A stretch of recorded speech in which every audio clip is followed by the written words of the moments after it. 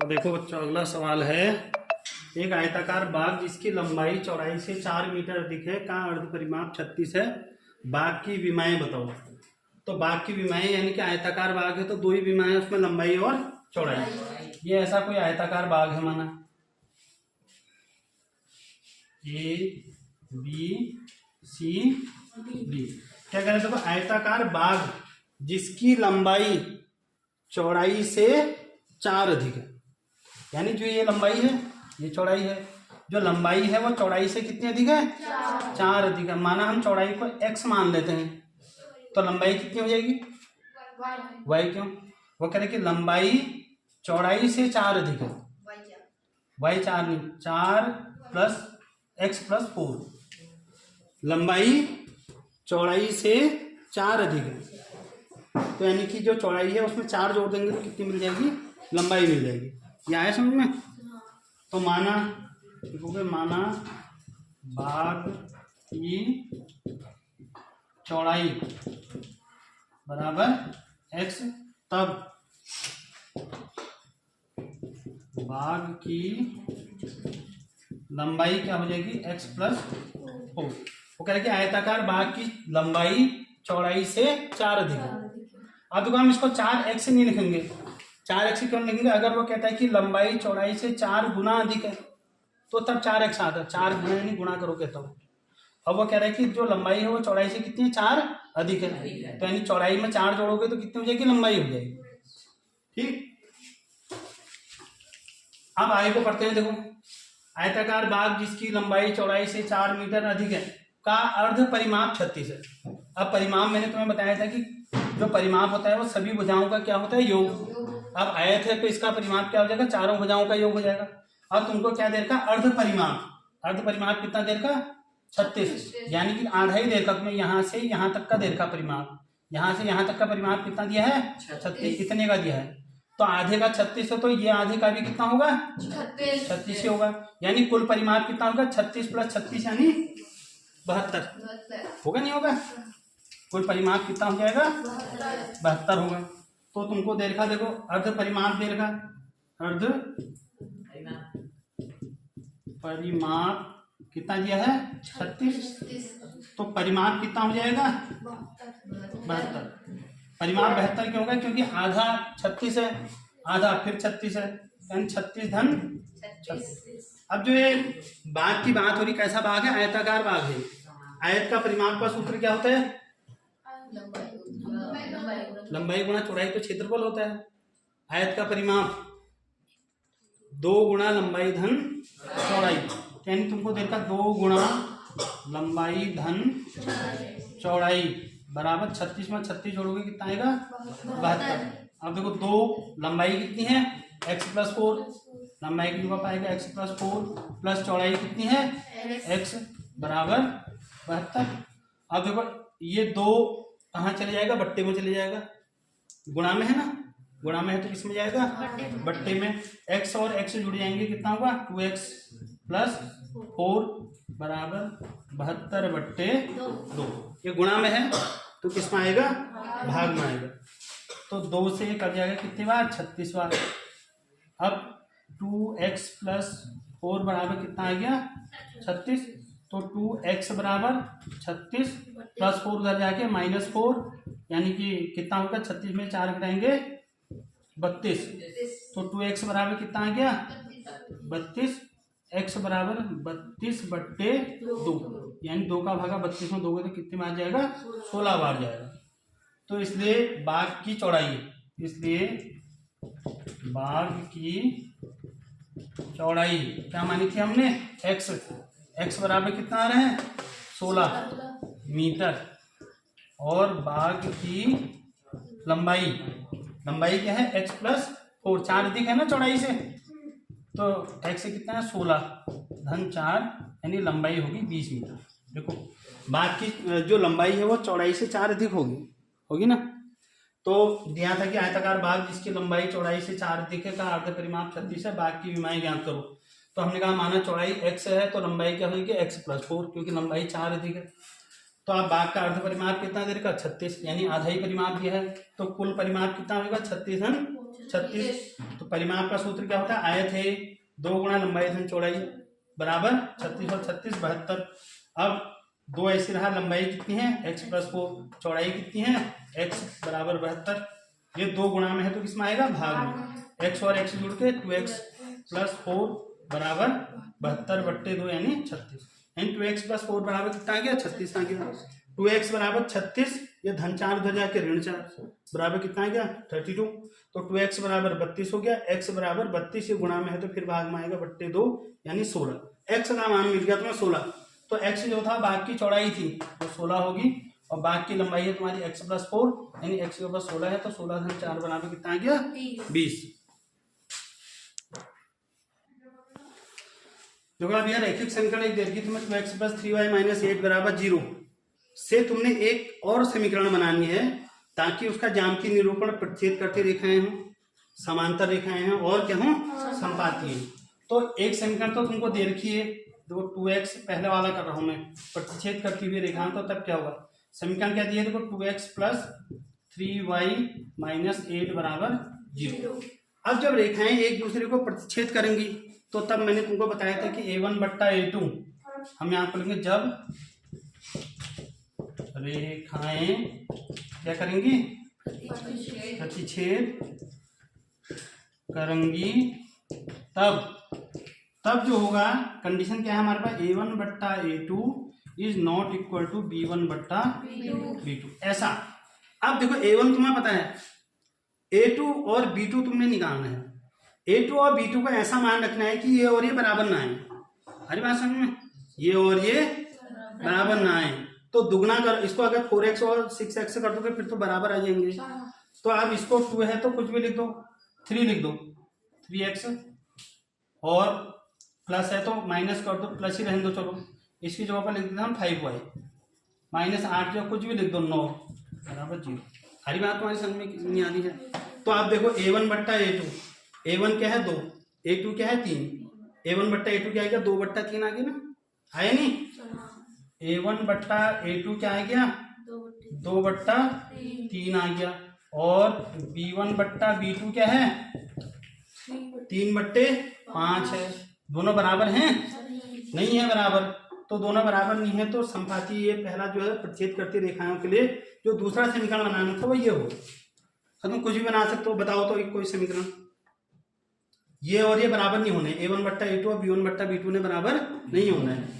इसको खाली x भी लिख सकते हो तुम अगले वाले में, देखो x, और इसको माइनस 3y भी लिख सकते हो, इसको माइनस 80 भी छोड़ दो, कोई फर्क नहीं है, बराबर 0।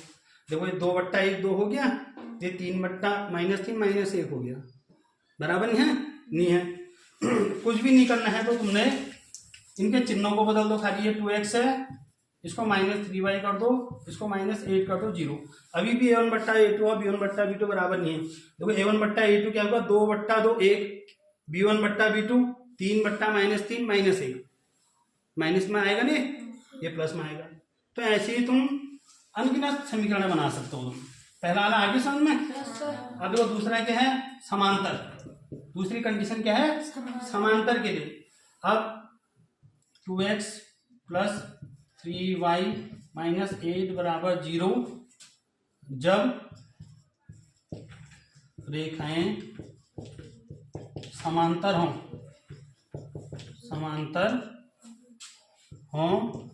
तब समांतर के लिए क्या है प्रतिबंध? a1 बट्टा a2 बराबर b1 बट्टा b2 is not equal to c1 बट्टा c2। ऐसा करना है तुमने। a1 बट्टा a2 और b1 बट्टा b2 को क्या करना है? बराबर, और c1 बट्टा c2 को बराबर नहीं करना है। अब देखो इसका दुगना कर देते हैं हम तो बराबर हो जाएंगे। 2 का दुगना 4x प्लस 3 का दुगना 6y और ऋण इसका दुगना करोगे फिर ये भी c1 बट्टा c2 भी बराबर हो जाएगा। ये 8 के बदले में कुछ भी लिख दो, 8 को छोड़ करके कोई भी संख्या लिख दो, 16 को छोड़ करके एक ही लिख देता हूँ, ठीक है, बराबर 0। अब देखो यहाँ देखो तुम a1 बट्टा a2 ये है, a1 बट्टा a2 कितना है? a1 बट्टा a2 2 बट्टे 4 यानी 2 एकम 2 2 दूना 1 बट्टा 2 आ गया। और b1 बट्टा b2 ये है 3/6, 3/6 यानी 3 कम 3, 3 दूना 6, 1/2 आ गया। और C1/C2, C1 कितना है -8 और C2 कितना है -1। तो -8/-1, माइनस से माइनस कट जाएगा, ये क्या बचा 8 ही बचा। अब देखो A1/A2 और B1/B2 तो बराबर हैं, लेकिन C1/C2 बराबर नहीं है। ये दोनों 1/2 आ गए ना, तो ऐसे कुछ भी कर सकते हो बच्चों। आप तिगुना कर दोगे तब भी हो जाएगा ये, क्योंकि तिगुना का अंतर आ जाएगा। इसको तिगुना कर दोगे क्या हो जाएगा, 2 दूना 4 दूना 6, 2 3 6, और ये कितना होगा 3 3 9। यहाँ कुछ भी लिख दो, 1 ही लिख दो, 2 लिख दो, 3 4 5 तुम्हारी इच्छा है। तो फिर ऐसे करके समीकरण इसमें बना सकते हो। तीसरी कंडीशन है संपाती।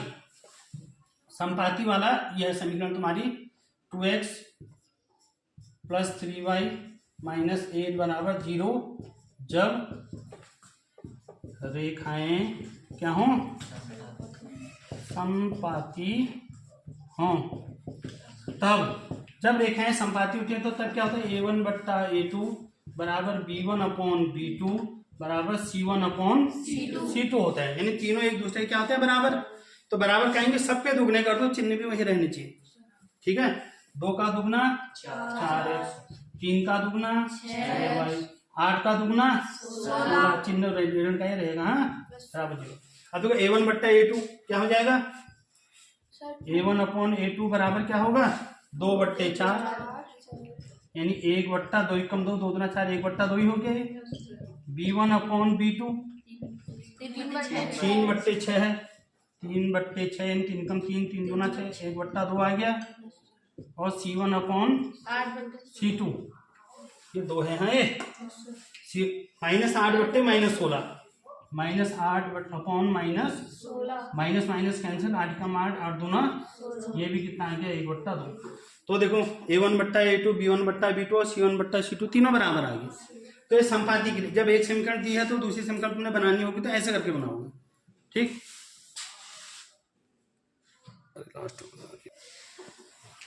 अब यह समीकरण x - y + 1 = 0 और 3x + 2y - 12 = 0 का ग्राफ खींचना है। तुमने ग्राफ खींचना तुम्हें आता ही है। अब x अक्ष व इन रेखाओं से बने त्रिभुज, अब ग्राफ बनाओगे तो त्रिभुज बनेगा। एक त्रिभुज के निर्देशांक ज्ञात करो, वो त्रिभुजाकार पटल को छायांकित करो। जो त्रिभुज बनेगा उसको भी तुमने छायांकित भी करना है। तो ग्राफ बनाने के लिए सबसे पहले हमको 2 मानों की जरूरत होती है। वैसे हम 3 निकाल देते हैं, 3 मान इसके भी निकालेंगे, x y 3 मान इसके भी निकालेंगे। तो पहली समीकरण है तुम्हारी, देखो बच्चों, x - y + 1 = 0। अब मैंने कहा है इस समीकरण में या तो x वाले को यहाँ रखो या y वाले को। तो x वाले को रखने में सुविधा है, x ही आएगा। y वाले को रखेंगे तो आगे से माइनस में लगेगा। तो x वाले को यहीं छोड़ देते हैं। x बराबर -y उधर जाके +y, +1 उधर जाके -1। किसी को नहीं आ रहा तो बताओ, आ रहा है? x बराबर -y उधर जाके +y और +1 उधर जाके अब देखो x और y के मान निकालेंगे हम बच्चों। x और y के क्या निकालेंगे, मान निकालेंगे। यहाँ x लिखोगे, यहाँ देखो y के मानों को रखोगे तो x के मान निकलेंगे। ठीक है, अब y बराबर माना 1 रख देता हूँ। y बराबर क्या रख दिया, 1। तो x बराबर क्या हो जाएगा, 1 ऋण 1, y की जगह पे 1 आएगा ना। 1 ऋण 1 कितना, 0। अब y बराबर 2 रख दो, y बराबर 2 रख दो, क्या होगा 2 - 1 कितना 1। y बराबर 3 रख देते हैं, 3 - y बराबर 3 रखा तो 3 - 1 यानी 2। इसको कोई दिक्कत है इसमें निकालने में? ठीक। अब अगला वाला समीकरण, ये थोड़ी जटिल है। देखो दूसरी समीकरण है तुम्हारे पास 3x + 2y - 12 = 0। अब 2 कंडीशन है, यहाँ तो यहाँ को y वाले को बचाओ या x वाले को बचाओ। तो देखो y वाले को बचाऊंगा क्योंकि इसमें क्या है 2, ये 2 लास्ट में भागा में जाएगा, अपॉन में जाएगा ना। 2 कैसे जाएगा अभी देखोगे। 2 से भाग देना आसान होता है। अगर 3 को बचाते हो तो ये 3 नीचे जाएगा। 3 से भागे में ऑप्शन कम है, 3 दूना 6, 3 3 9। 2 में ज्यादा रहते हैं ऑप्शन, 2 दूना 4, 2 3 6, एक एक अंक छोड़ के ना। तो हम y वाले को बचाते हैं। यहाँ को 2y मैंने ऐसे छोड़ दिया। ठीक है, +3x उधर जाके -3x, +12 उधर जाके -12 उधर जाके वो 2y को ऐसे छोड़ा, -3x उधर जाके प्लस, ये +3x उधर जाके -3x और -12 उधर जाके +12। अब ये गुणा में है तो भाग में जाएगा फिर, तो y बराबर क्या हो जाएगा 3x + 12/2। किसी को नहीं आ रहा तो बताओ, ठीक है। अब x के मान को रखोगे, किसके मान निकलेंगे, y के मान निकलेंगे बच्चों। और मानों में ये कोशिश करनी है कि पॉइंट में मान न निकले तो अच्छा है, वैसे तो ग्राफ में पॉइंट लग जाते हैं फिर भी। अब देखो x के मान, x बराबर हम 0 रख देते हैं, x बराबर 0। इसको तो मैंने सॉल्व नहीं करा, आसान था, इसको कर दो। x बराबर 0 रखा तो y बराबर क्या हो जाएगा बताओ, y बराबर -3 गुणा x की क्या आएगा 0 + 12/2। तो देखो अब -3 गुणा 0 से किसी को गुणा करेंगे 0 ही हो गया, 0 में 12 जोड़ोगे 12 ही रहा, 12/2 यानी कि 6। तो जब x बराबर 0 था तो y बराबर कितना आ गया 6 आ गया। आ रही बात समझ में। अब x बराबर कितना रखते हैं 1, अब x बराबर 1 रख देते हैं। तो देखो x बराबर 1 रखेंगे तो इसमें वाले में रख रहे हैं हम ये मान, तो y बराबर क्या हो जाएगा -3 गुणा x की क्या आएगा 1 धन 12/2। तो इन देखो -3 और -1 को गुणा करेंगे 3 एकम 3, -3 + 12/2। तो -3 + 12 यानी कितना होगा, 12 में से 3 घट जाएगा, कितना आएगा 12 में से 3 घट जाएगा तो कितना आएगा 9, 9/2 यानी 9/2 कितना होगा 4.5। तो ये तुमने मान जो है 1 नहीं रखना है, बात 4.5 तो मैंने 1 इसलिए रखा है कि ताकि तुम देख सको 4.5 पॉइंट में नहीं निकालना है। तो इसमें मान किस में रखेंगे हम 2 में। अब 2 रखेंगे तो क्या होगा देखो 3 गुना 6, 12 में से 6 घट जाएगा, कितना आएगा 6/2 यानी 3। अरे बात समझ में। पॉइंटों में मान निकालने की कोशिश नहीं करनी है तुमने। हम मान जो है अब देखो x बराबर कितना रखोगे 2, तो x की ऊपर 2 रख देंगे तो क्या होगा देखो -3 गुणा x की ऊपर 2 आ गया धन 12/2। ये y बराबर आ रहा 3 दूना 6 -6 + 12/2। 3 दूना 6 -6 + 12/2 आप कितना मतलब 6/2 यानी कि 3 आ गया। जब x बराबर तुमने कितना रखा 2 तो y बराबर कितना आ गया 3 आ गया। अब देखो एक और रखते हैं, x बराबर अब 2, अब 3 नहीं रखोगे, 2 3 रखने में वही कंडीशन आ जाएगी फिर। x जो 3 हो 3 क्या 9 हो जाएगा, ये -9 धन 12, 12 में से 9 घटाओ कितना आएगा 3, 3/2 यानी 1.5, 1.5। 3 नहीं रखोगे, क्या रखोगे 4। 3 रख सकते हो तुम, ऐसा नहीं है, क्या रखोगे 4, उससे तुम्हें सुविधा होगी। x बराबर 4 रखते हैं हम, तो y बराबर क्या होगा देखो y बराबर -3 गुणा x की पावर कितना आएगा 4, 4 + 12/2। ये माइनस का है यहाँ। अब 4 3 कितना हो गया 12, -12 + 12/2, -12 + 12 क्या होगा 0/2 यानी कितना आया 0। तो जब तुमने x बराबर 4 रखा है यहाँ तो y बराबर कितना आ रहा 0। अब बनाएंगे हम ग्राफ, क्या बनाएंगे ग्राफ बनाएंगे। अब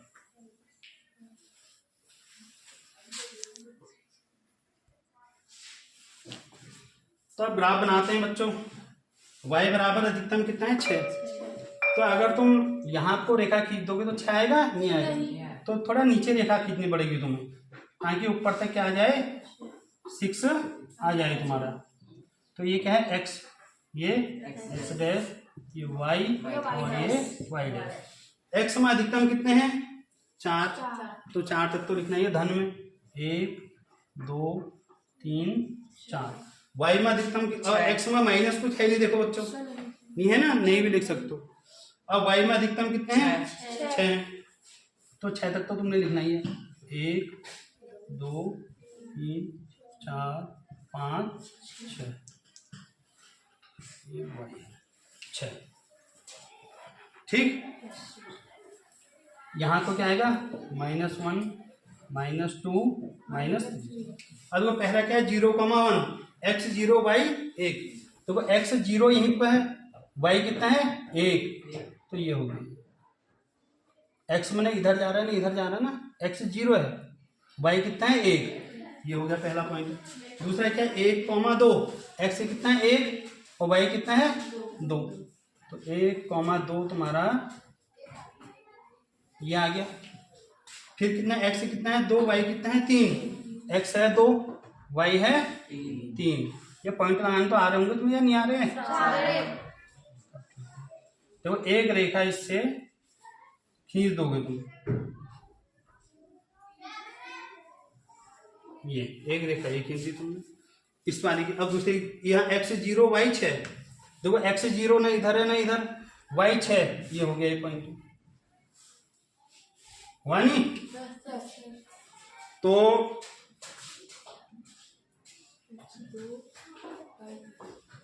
अब क्या एक्स 2 वाई 3, एक्स है 2 वाई 3, ये यही वाला है शायद ना पॉइंट 2,3 यही है। एक्स 2 है, वाई कितना है 3, दोनों पॉइंट एक ही आगे हैं। अब अगला क्या एक्स कितना है 4, वाई कितना है 0, एक्स 4 ये हो गया, वाई 0 ना ऊपर है ना नीचे, यहीं पर रहेगा। अरे बात समझ में नहीं आ रही बच्चों? इससे इसको भी मिला दोगे, ग्राफ में बनाओगे तो बिल्कुल एग्जैक्ट आएगा।